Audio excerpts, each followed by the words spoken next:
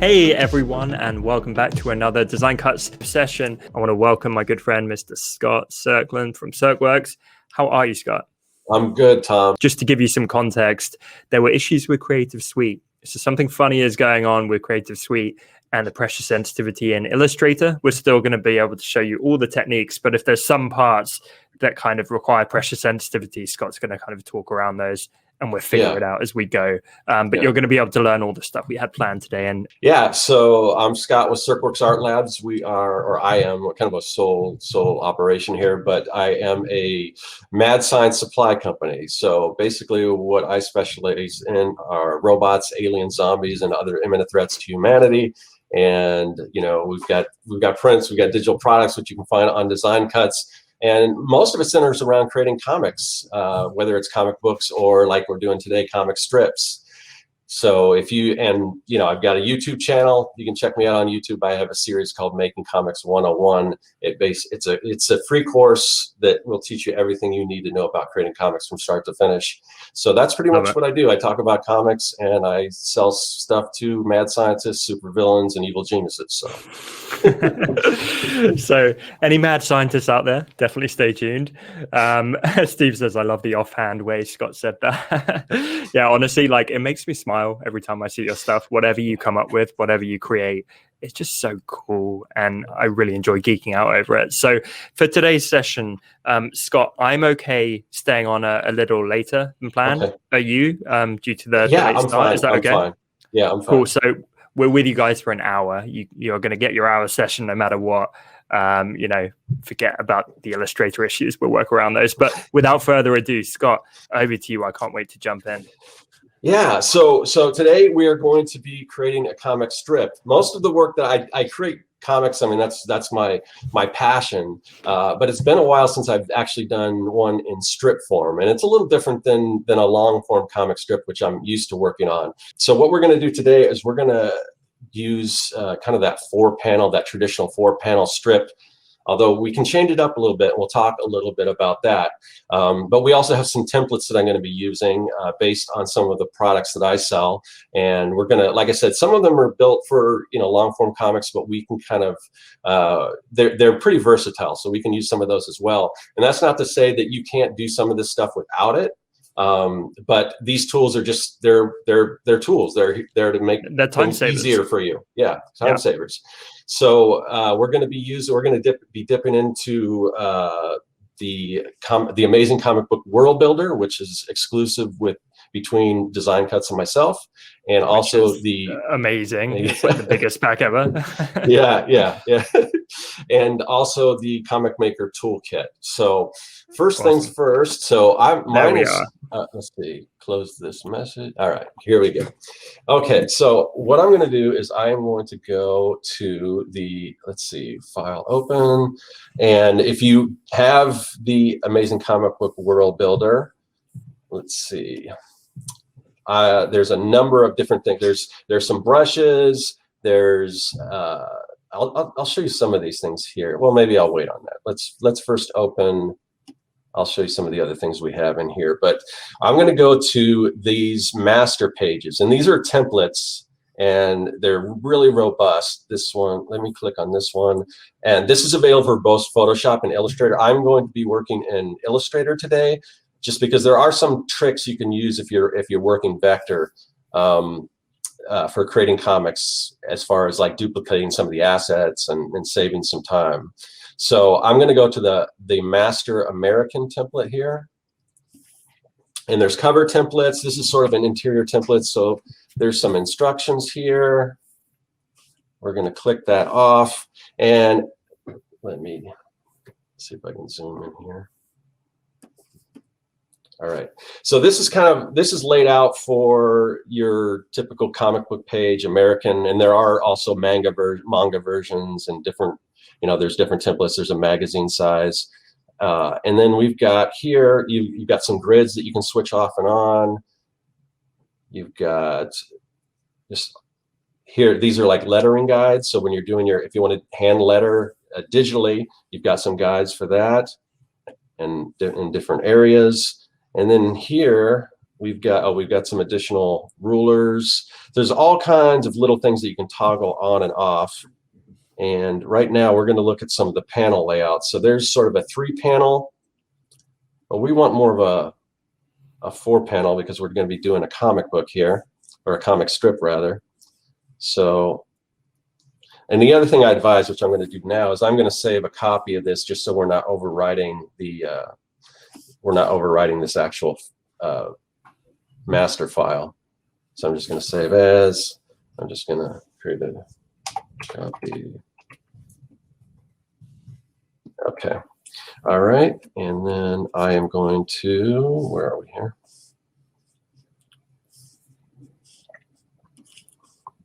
So panels. Okay. I'm going to create a new layer on top of this. And then let me do this.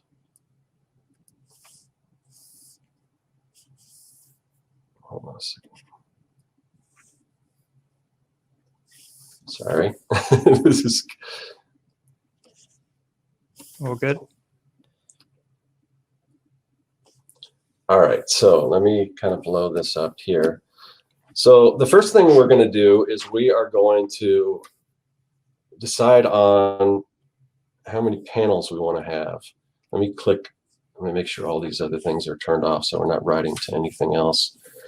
All right, so I'm going to create a comic strip, and basically here I'm grabbing the rectangle tool, and I want to make sure that the interior here is set to none. And this needs to be above here. And let me turn off some of these other areas. Okay, and let's see. So actually, you know what we're going to do, even though we're working with sort of this 4-panel grid, when you're doing comics, and the way this is structured, it is sort of a throwback to the old newspaper days. But this 4-panel is pretty versatile, and it still works well for comics or for like the web. So for instance, if you want to do Instagram, you can stack these 2 on top of 2, or you can utilize if you want to do 1 panel, if you're posting on Instagram, if you want to do like the carousel view, like 1 panel at a time, or you can do an infinite scroll and just if you want to, you don't have to stick to that 4-panel, but the 4-panel works pretty well for what we're doing with like a humor comic. But I'm going to switch it up a little bit, and I'm going to kind of stretch over here and make 1 large panel. So it's essentially 3-panel, but it's following the 4-panel. Yeah, sort of the 4-panel structure. So right now we've got that. Let me try something here.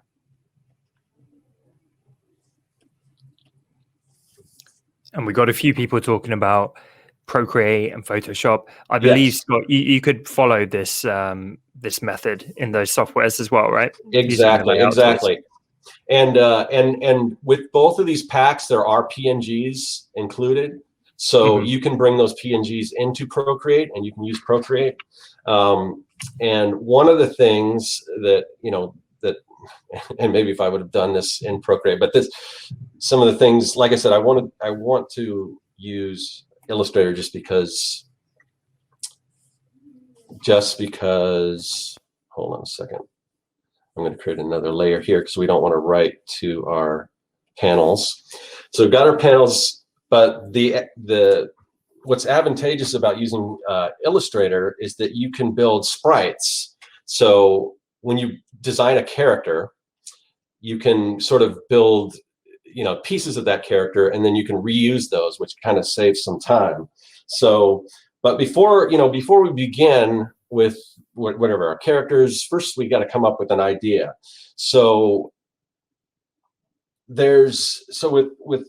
with comic strips, what you want to do is, and writing is probably almost more important than the art. Like you've probably seen some comics. There's comic strips like, say, Dilbert, or even if you look at I'm trying to think of some really good, like the oatmeal. If you're familiar with the oatmeal, probably not the best artwork, but the humor is just so great. So part of, you know, one of the most important things with comic strip is the actual writing. And basically it's in comic strips, it's kind of this 3-act structure, almost like a movie, but condensed into 3 or 4 panels. So first we're going to have the setup, and then the conflict, right? And then the resolution. Exactly. I know this one. Yeah. Thanks for helping me out with that.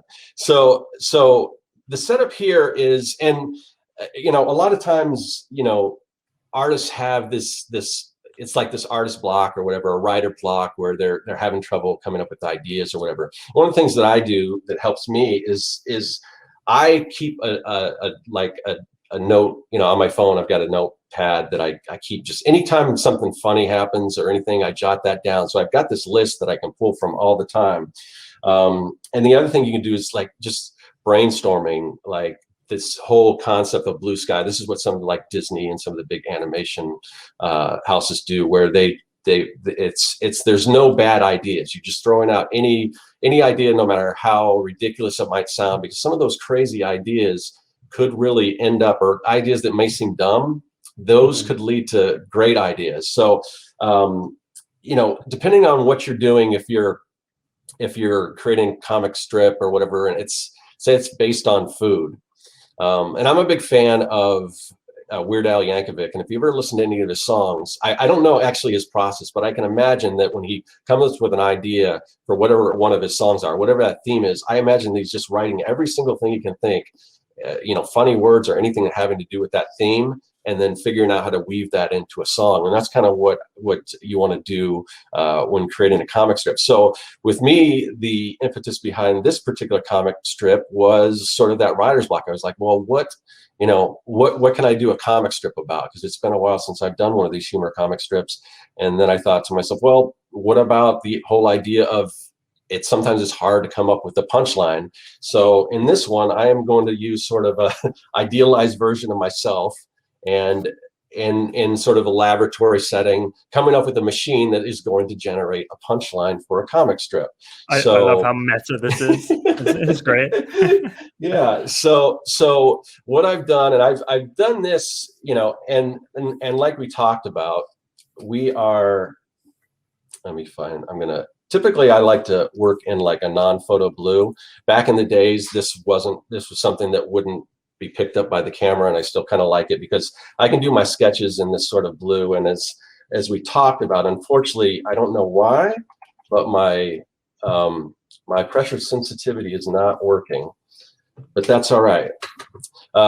So I've already created, let's see, back when my pressure sensitivity was working, I've got some sketches here. So let me take this sketch here, this guy here, and I'm just going to drop him in here. We're going to resize him. And this is sort of like I was talking about, this is sort of the idea behind, you can have these assets and you can just kind of duplicate them. So you could create, you know, you can see I don't have any facial expressions because that's all going to change. And one of the cool things, let me show you, that's why I'm talking about facial expressions. Let me open this up. So we're going to go back, and we're going to go back to the Amazing Comic Book World Builder, and we've got some character expression guides. So, and again, they're available in Photoshop, Illustrator, and so they're both male and female. So if you just need some help or some ideas, we've got a whole bunch of, you know, facial expressions that you can reference, or, you know, possibly if you're using a straight on view, you could probably even use those, but they're just good to see references, like, oh, what would my face look like if I was concerned, or if I was satisfied, or if I was confident. So those are all available as part of the Amazing Comic Book World Builder. With this is going to be more of a simple, you know, pretty simple. We're just going to do some like beady little eyes here. Let me see here. I'll zoom in a little bit.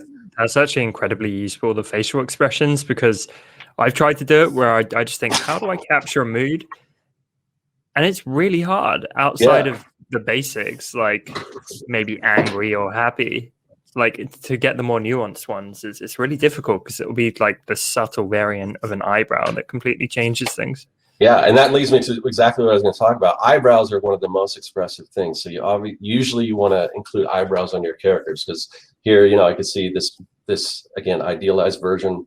It's me having lost a few pounds, but but anyway, so the eyebrows really have a lot of expression in them. So so I've got this guy here, and then let's see here. Where is it? I've also created this little contraption, and we're going to resize this. So this is my little this is the contraption that is going to allow us to generate a joke, a punchline rather. Oh, I want one of those. Yeah. So there we go there. And I'm just going to go ahead and grab these. And here's another version. Here's a sort of a side view. Pop that in here. Let me constrain the proportions on that. We'll kind of pull this guy off to the side. So when we ink him, we'll cut some of that off there. And we're going to reduplicate this. Let's see. We got a question in from PhotoMaker. Yeah. What brush did you use for your cartoon? So for this, and I typically work in a program called Clip Studio Paint, because it's specifically made for creating comics. But right now I am in Illustrator, and like I said, we're having some issues. But I typically use in Illustrator, if I'm going to be trying to do some of this sort of, where I get some different line weights, I'm using the blob brush. Mm-hmm. As you can see, that our big problem right today is that the pressure sensitivity isn't working, so we can't get that different line weight. So it's all one solid weight, which, I mean, line weight is super important in comic strips. It doesn't have to be. I mean, it's all based on your particular style as well. But typically you want to have some different line weight, like you have to have that pressure sensitivity where, you're pressing down, it gets thicker, and then you lift up a little bit and it gets thinner and everything, and it kind of tapers off. Unfortunately, we don't have that option today. Let me see here. Another option, and this takes a little more time, but if we go to the pen tool, we can, we can kind of create our outlines this way. Mm-hmm. We can do that. And I used to work this way quite a bit. It takes a lot longer. In the end, it's a little, it's a little more versatile, and you can go in and you can also taper these lines and everything. But we probably don't have time to do it that way. So what I'm going to do, I think everyone can appreciate the Creative Cloud issues today. Yeah, but you get the idea. And really, I mean, the drawing that's something that you can work on yourself. I mean, I'm sure everyone has experimented with that and they know how to do all that. So, I mean, the main thing we're going to talk about is kind of the structure of the comic and some of the shortcuts and things that you can use. So, so we've got our characters here. Let me go back here. Let me create my other version here.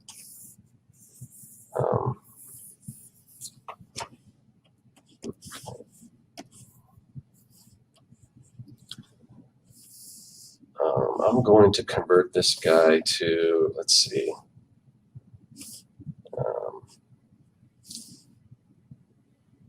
Let's see. I wonder if I can, maybe he's already.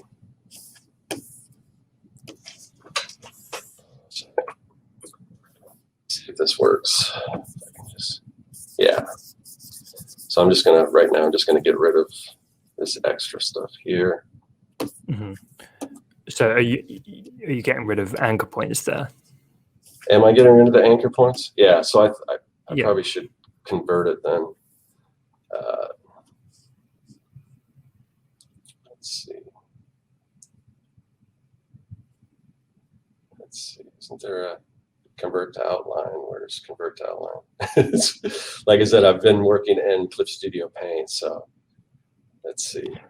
Oh, good. We actually had a couple of people mention Clip Studio Paint. Yeah. So maybe a future session for any enthusiasts out there. Yeah. Yeah. Well, okay, we can do this a different way here. I'm just going to create like this quick and easy mask here.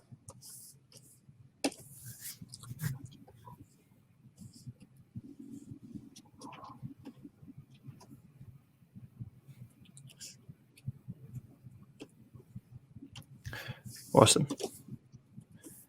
And kind of keep me on track of where we're going, how we are on time and everything. Mm-hmm.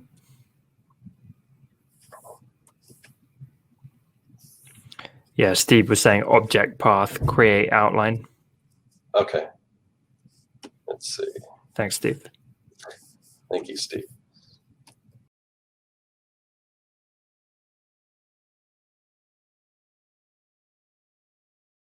Okay, so we're gonna take this guy, we'll bring him up here. And again, this is just the, these are just the underlying sketches. Mm-hmm. So, when we go over it, we'll get rid of all these layers anyway. And I don't know exactly how much time we have to ink this thing, but so basically the gag is, and we're gonna start, rather than noodling with all trying to get my my pressure sensitivity to work, we are going to go in and we're going to use some other assets to build on this little contraption here. So I'm going to show you some of the other cool stuff that's available in the comic, or the Amazing Comic Book World Builder. So we're going to go, we're going to open this, we're going to go back here, and I just want to show you, there's actually a bunch of assets in here that you can use for creating comics. So I'll just show you some of this stuff here. So we've got a bunch of backgrounds that you can use. You can click foreground, middle ground, background off and on these. You can take these things. So if you've got like an outdoor comic, you can see some of these different backgrounds here. Let me just show you. They look awesome. Yeah. If you want to do an outer space comic, there's some outer space backgrounds. Let's go back. And there, those are the exteriors, and then I also have interior backgrounds. And then again, Photoshop, Illustrator, and there is also PNGs. So you've got these different, you can do home, or if you got an office. And one of the things when you're writing comics, you kind of want to create something in your wheelhouse, something that you're familiar with. The great thing about the web is that you can find an audience. If you're into something super obscure, there's probably other people out there that are into that as well. So I love we're in the path. What's that, Tom? I love that. Honestly, like the number of kind of micro communities and these little subcultures of like-minded people, it's one of the best things about the internet. And with that in mind, and it doesn't have to be like, if you're telling a story about your family, you could put your family into space, or you could tell it from, like you could make all your characters Vikings, like in Hagar the Horrible. Or even like BC, where it's prehistoric times or whatever. It's still the same stuff we deal with from day to day and all those things, but you just put in a different setting. But anyway, so I'm going to go here, and we've got all these different little sci-fi things, and we can use these as backgrounds, or we can, let's see, let me ungroup these. Oh no. Amy just said I'd like to put some family into space. So we can take these little assets and help build our little contraptions. Yeah, it's like component parts. Yeah, and it takes a little while in the beginning, but once you have all these parts, it's real easy to create a comic strip just by you know, if you've got your different heads and everything, and we can, you know, we can modify these or whatever you want. Let's see, and just whatever, if we want this little, let's see, let me ungroup that.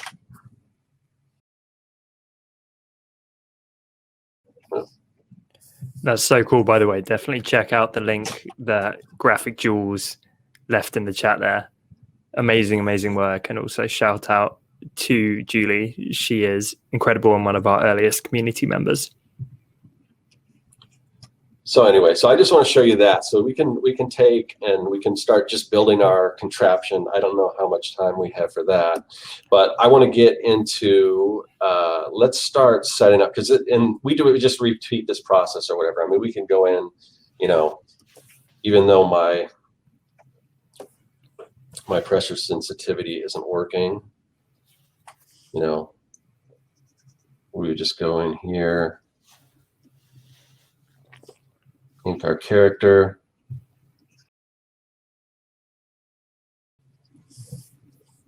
Oh, got a little wobble there.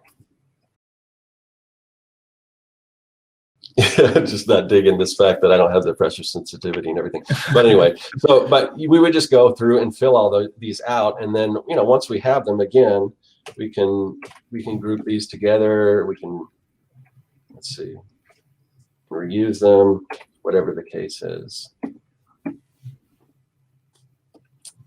So now let's get into some of the writing here. So I've got, let me copy this. This is my the gag-o-matic. I love that. And so here we've got our font. Not doesn't look very comic booky, but that's all right. We've got in the comic book world builder and the comic maker toolkit, we have some different fonts. So we're going to use a font that's in the amazing comic book world builder called Box, which that title is in reference to, oh, that's wrong.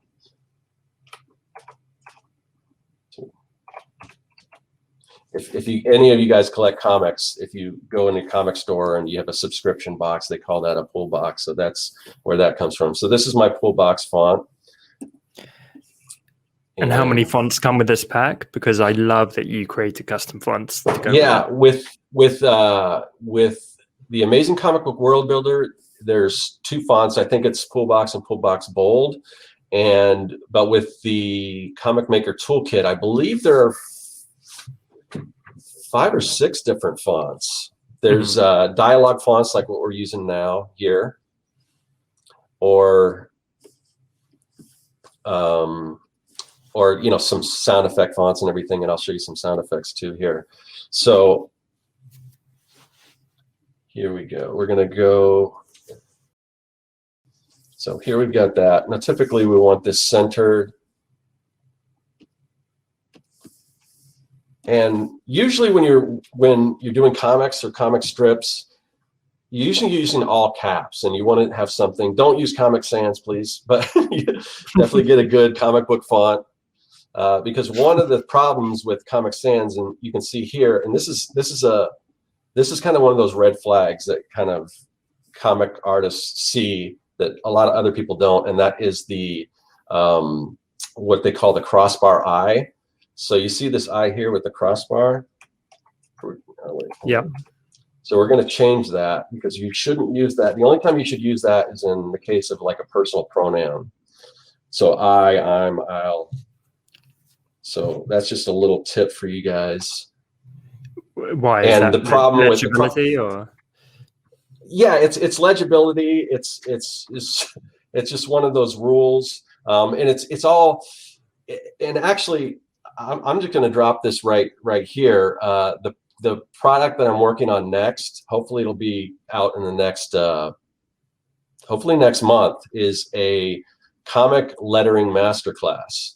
And it's going to talk about all these things and how to letter comics, and from sound effects to titles to everything like that, and how to create, you know, comic script like this. So there's a lot of different rules and things like that. But it starts back from part of its legibility back when they printed on pulp, on pulp paper. What?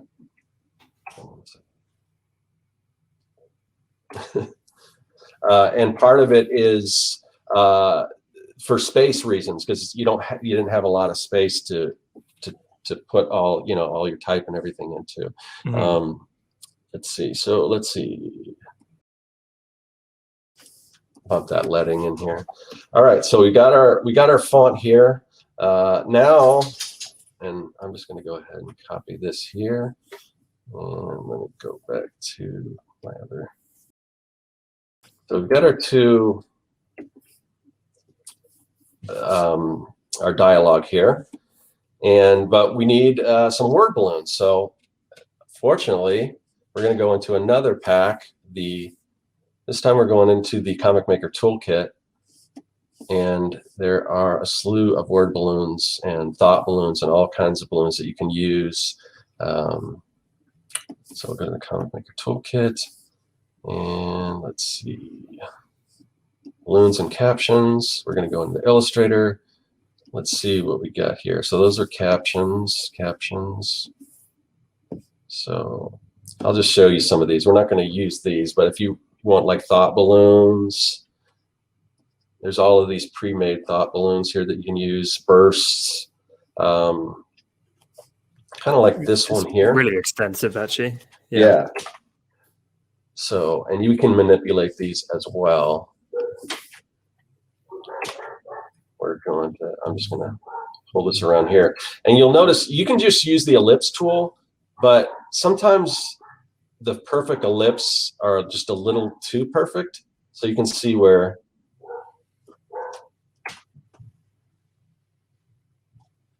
here, it looks a little more hand done.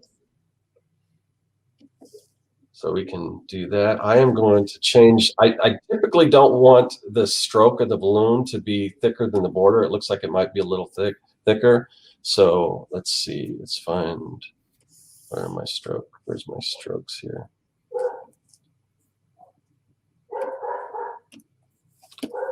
Sorry about that. You can hear the dog.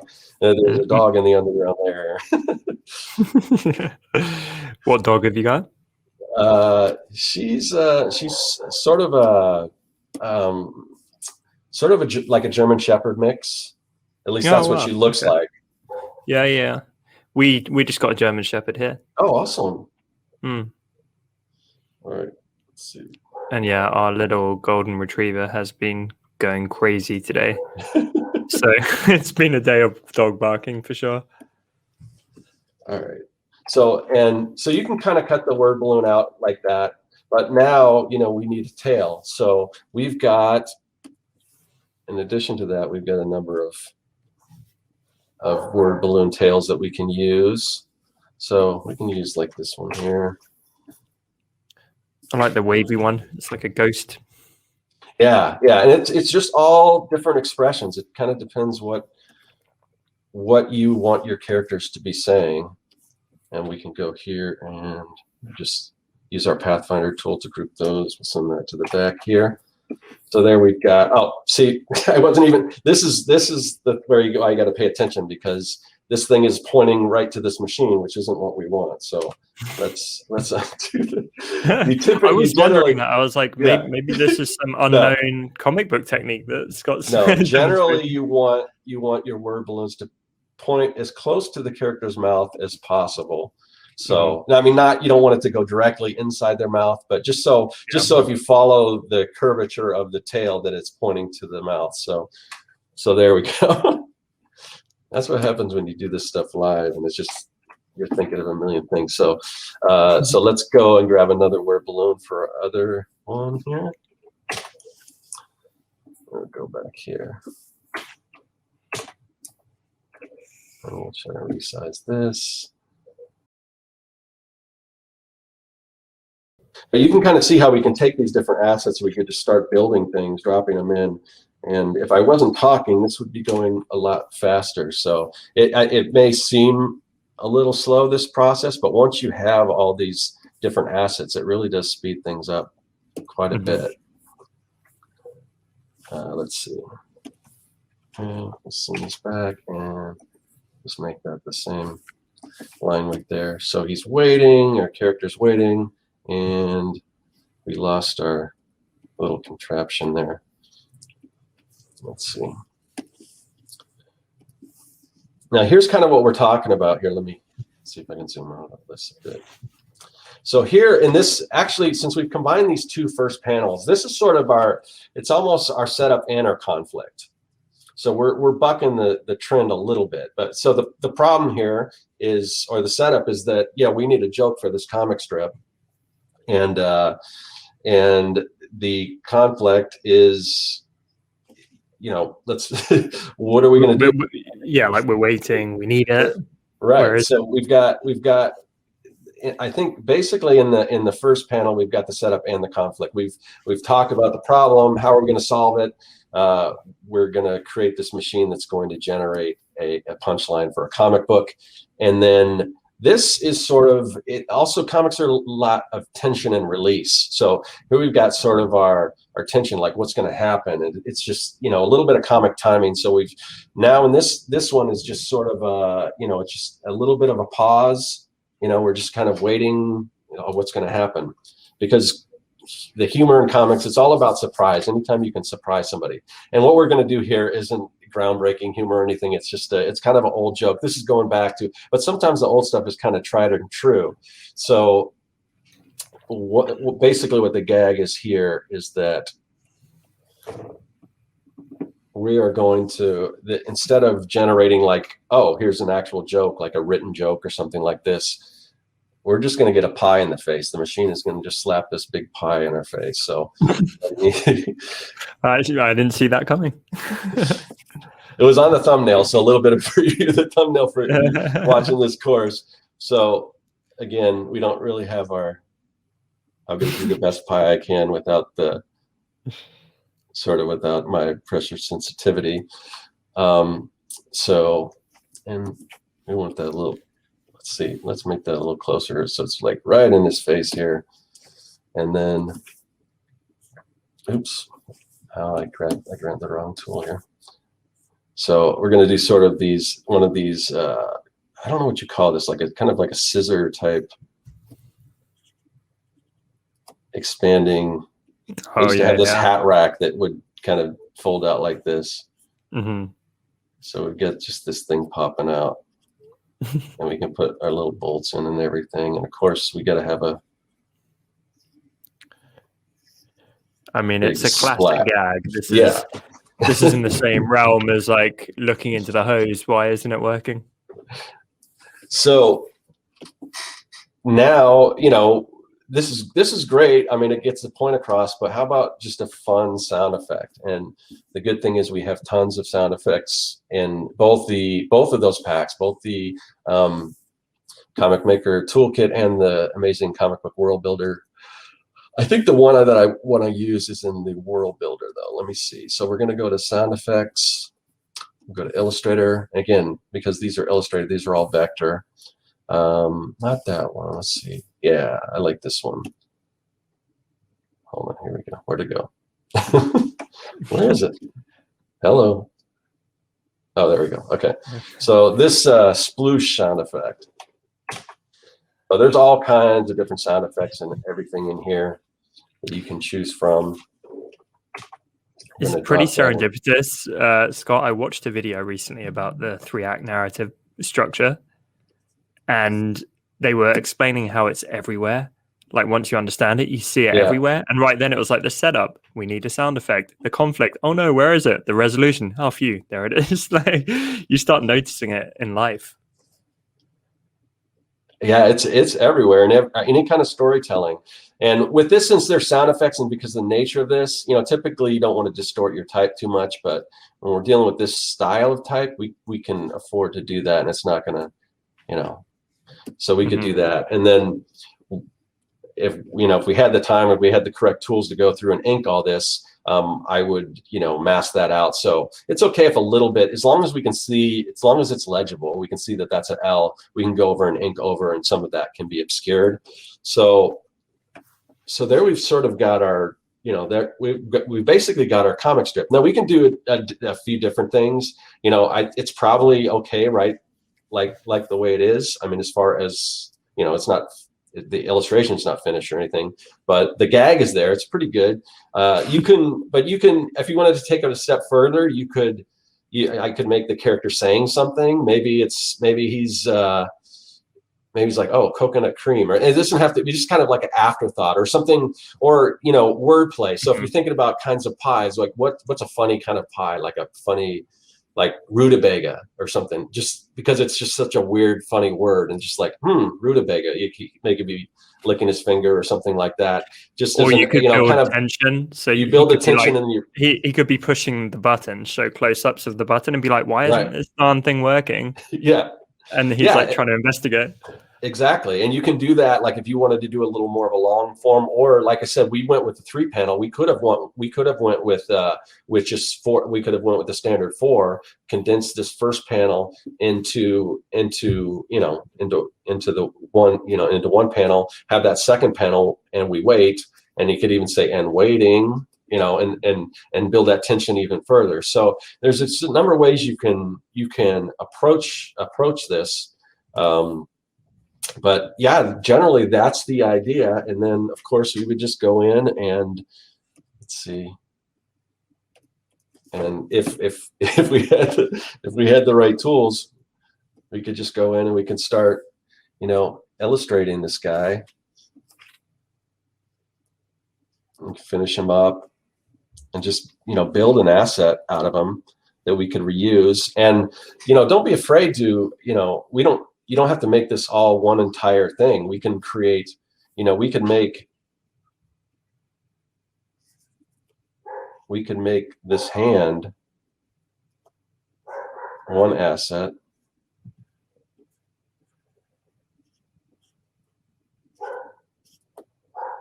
So we've got that.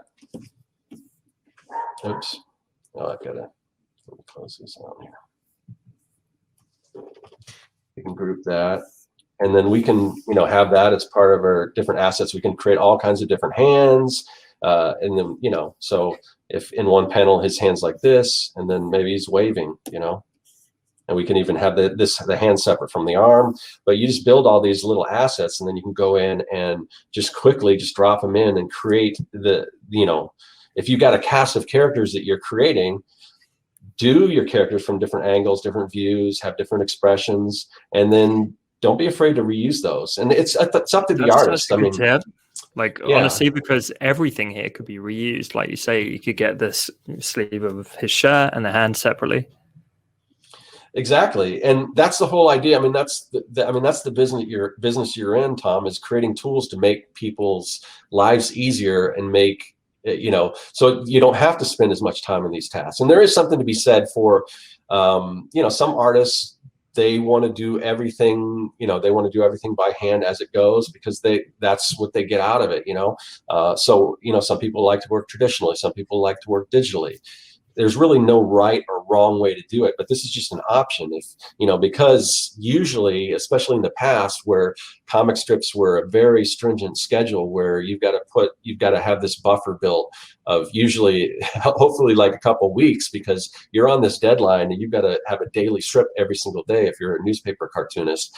And then even with web in the beginning, the more comics you put out, the faster you can grow your audience. It's a little different now that we have social media. You don't necessarily have to be on a daily schedule, because we can alert people when we have a new strip coming out through social media and all that. So, the times have changed a little bit, but there's still these old standbys that still work, whether it's the 4-panel structure in a comic strip, or even like single panels, which work really good on Instagram, really shareable. Sometimes for me, it's a lot harder to get a gag that you can just do it. Like Far Side is just brilliant. Gary Larson was brilliant with that, with just a 1-panel gag. Not always the easiest thing to do, but again, it's up to you how best you tell your story or how your humor works and everything. We just got a really good comment from Julie that says you can build assets in Photoshop, Illustrator, etc. by saving as Creative Cloud library items. And if you make updates to the library item, it will auto update all instances in your open documents and prompt you to update when opening closed documents. That's a pretty cool tip, right? That's awesome. I didn't know that. Yeah, Julie is like a font of design knowledge. Yeah. So and the other, so that's one of the reasons why I use Illustrator, also because it's it's independent of any resolution or whatever. So but whatever you're using, whether you're using Procreate, Photoshop, Clip Studio Paint, if you're using like a raster based program, even though most likely you're going to be publishing to the web, just make sure that you're working at a high enough resolution that you're probably working larger than what you would, because computers get the resolution gets better and everything, and then if or somewhere down the line, if you decide that you do want to do a print compilation, keep that in mind. If you're working in like a raster program, definitely above 300 dpi and a lot larger than you would typically see it. That way, it's just more versatile. Or like I said, you can do all this stuff in Illustrator and build these assets. Not in like you can do those assets in oh, I just noticed my little crossbar eye here. Oh. Something you got to pay attention to. But anyway, yeah, it really, however, it's up to you as the artist.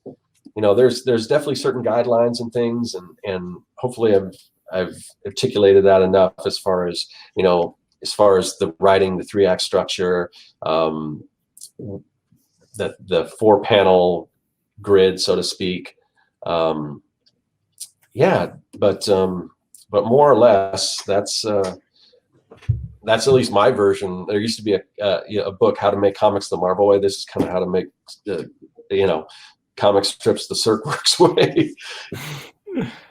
So I don't know how we are in time. If we do questions, or are we still? Yeah, I was about to say to tweak this around a little bit, but I mean, I think you get the general idea. And I really wish I did have that pressure sensitivity working. But have you got the final version? Because I think I do. I think I've got a copy of it. Let me see. And let me see. Here's one I made earlier. Oh, you have it, or no? Yeah. See, clearly, I need the Gag-O-Matic. Yeah. Let's see. Yeah, I'll show you. Let's see. Let me see if I can find the promo. I think this is it here. Oh yeah. Let me open that up. So a little different, and we used some different sound effects. I kind of like the sound effect I used recently. Yeah, that was even better. Yeah, so that's kind of the strip, but we used some different word balloons. And again, you can see here, you can play around with word balloons. We've got a little more of a scalloped look to it rather than just the kind of oval shaped word balloons. It's really up to you. There's other things you can do. You can break panels too. Like, let me go back here. Oh yeah, I've seen this done. It's pretty cool. Yeah, you don't have to necessarily even have a panel here. Oh, well, let me find where my panels are. And we could get rid of this whole panel and just have it open like that, and it's got kind of a good look, And then we would, for this guy here, when we,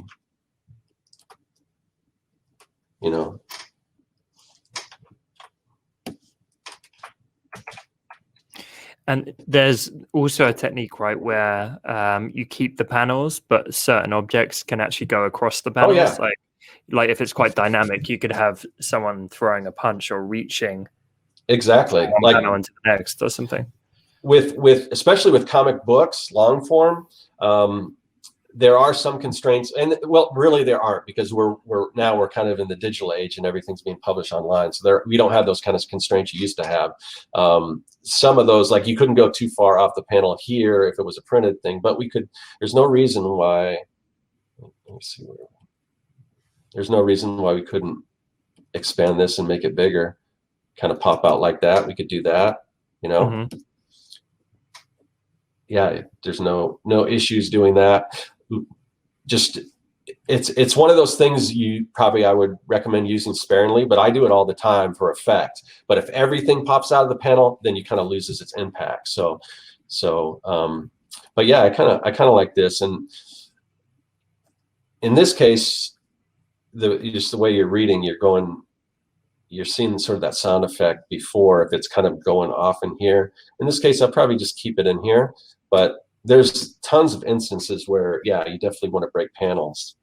I like I said, I do that all the time, especially in like long form, like adventure comic. Cool. So I do a comic called Young and the Dead, which is a kids versus zombie story. So, and I use that technique a lot, and I play with panels a lot. Typically in my story, what happens is, I've usually got your standard kind of rectangular panels, but when the zombies show up, just as an effect, I'll kind of skew them a little bit. I'll kind of twist them just to show that everything's kind of getting disoriented and everything. So that's a good technique. You understand the rules, that's when you get to have fun breaking them, So if we're jumping into some Q&A, the first question is selfishly from me, because I love these tips for everyone watching live, all the budding comic creators here. Have you got any other tips or tricks up your sleeve? So we've just shared a few here with the paneling, making things more dynamic and making it disorientating. Is there anything else that springs to mind that people could use in their work? Yeah, I mean, I did a whole series on different tips and things like that. I'm trying to think of some really good ones right off the bat. One of the things, like I mentioned, as far as facial expressions, those eyebrows are really key. And you don't have to, like with the eyes, I mean, one thing that I'll say, this is sort of a tip, especially for beginners, is don't be worried about getting your strips perfect right off the bat. Strips are kind of meant to evolve, and it's okay that they evolve. Like if you look at early Peanuts, or even like if you look at some of the early Simpsons episode, you'll see a dramatic shift in how those characters get, because what happens is typically when you, like this character here, I mean, the whole idea of cartoon is simplifying your characters, basically just down to down to like brass tacks, to the basics. But this character could be even simpler than this. You look at like Peanuts. I mean, they're just sort of a series of just circles and straight lines, yeah. And you'll find, like, if I was to continue drawing this character over and over again over a series of strips, he's probably going to get a lot more refined and a lot more simpler. And that's okay. I mean, that's kind of what we're going to. The art of cartooning is kind of, it's almost like the less lines, the better, the more, and it's deceptively difficult, because a lot of people think, oh, I can draw these. I've seen people that draw these amazing, like really fully rendered characters.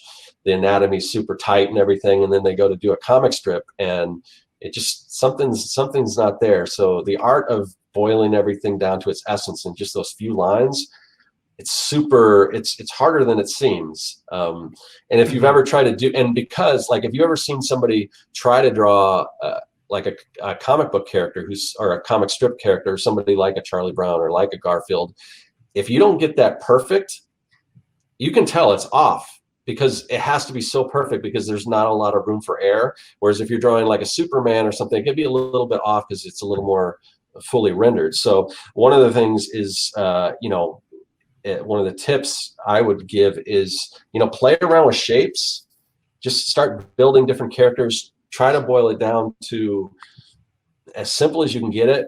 And know that it might even get simpler as you go along, and that's okay. And it's kind of that journey of the strip. It's kind of fun to look back at old strips and see how the characters kind of evolve. But a lot of people get in this space of, oh, I got to get it perfect before I start. Now, there is something to be said, especially, and not so much anymore, like I said, because you can publish, anytime you want. You can alert people when a new strip's coming out. In the old days, it made sense to build up a buffer of like a couple weeks of strips so that you can release those. So if you want to take a vacation or whatever, and that's still pretty good advice if you're going to keep on top of like a regular schedule. But it's also, you don't want to spend too much time in the what I call the world building trap, where you're constantly, oh, this is how building all this stuff and not actually producing anything. So I say keep it simple, and even, you know, start with a comic strip with just, you know, maybe 1 or 2 characters, and then, you know, and then you can introduce more characters as you go along. But just the best advice I usually give is just kind of get started, and you know, the artwork will get better as you get better. And it's better to have a bunch of okay panels under your belt, in my opinion, just to have one good one. Because when you have all these under your belt, then you've got stuff out in the world, you're building your audience, you're putting things out there, people are starting to follow. But if you're just holding all that stuff in until you get the perfect thing, you're kind of missing out on some of that opportunity. And your audience is going to grow with you as you create, you know, as you get better, your audience is going to grow as well. So in the beginning, you're probably not going to have that many eyes on your stuff anyway. So don't be afraid to put that stuff out there, no matter what skill level you're at.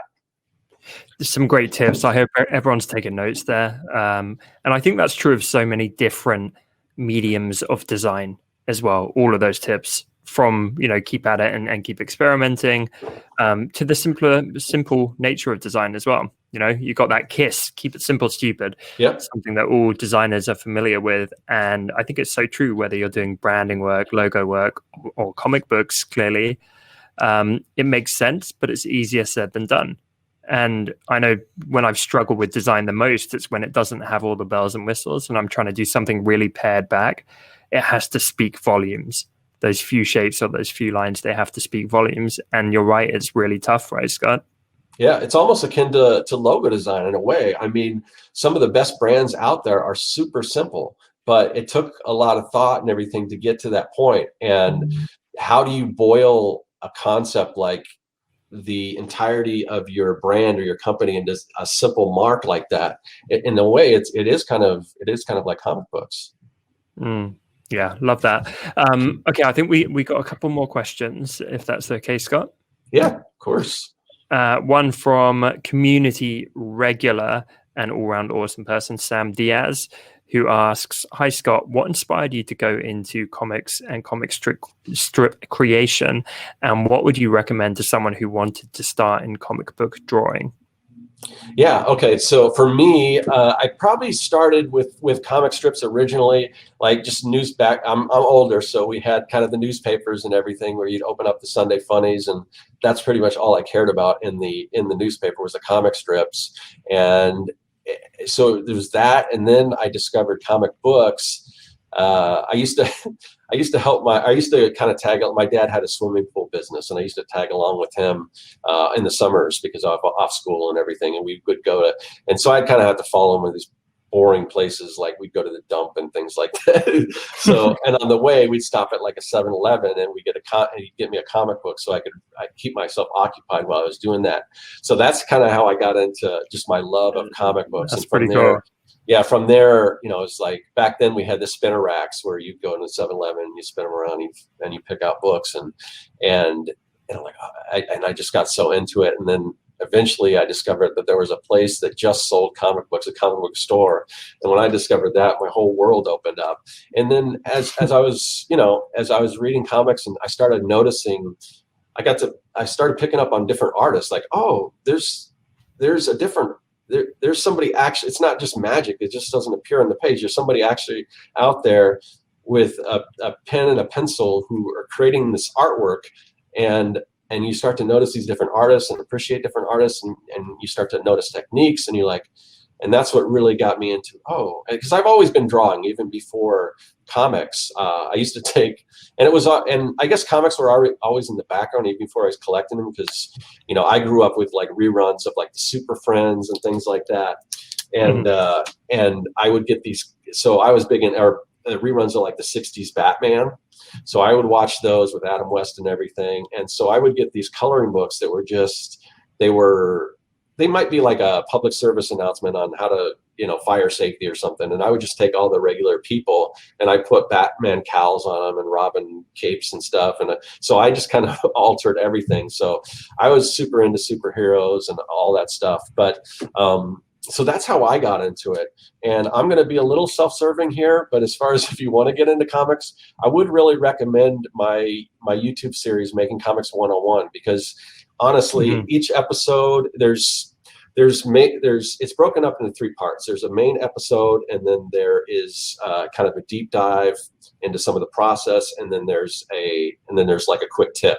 But even if you just watch the main episodes, it takes you every step of the process, everything from coming up with your ideas all the way to printing and publishing, everything in between. And you can watch it all the way through, or you can just pick what you want. You can go and you can say, oh, I want to learn about penciling. What are some of the things to learn about penciling? So my YouTube channel is just, if you search Serkworks on YouTube, you can find it. We linked it up tons, actually. So I want to second that. I want to encourage every single person either watching the replay or with us live right now, go and check out Scott's YouTube channel. It's incredible. It's it's just amazing. The fact this is a free resource. It's like a whole course there, just ready to be enjoyed. So yeah, if you want to keep learning after this session, you should go through every single video. I've checked it out myself. It's an incredible resource. So props to you, Scott, for creating that. Thank you. Scott, I want to thank you again for joining us today. Awesome session. And I feel like you not just showed us a great demo, but you packed in so many holistic tips around comic book creation. So hopefully everyone learned a ton and came away with a great mindset to take into their own work. But yeah, Scott, thank you for joining us.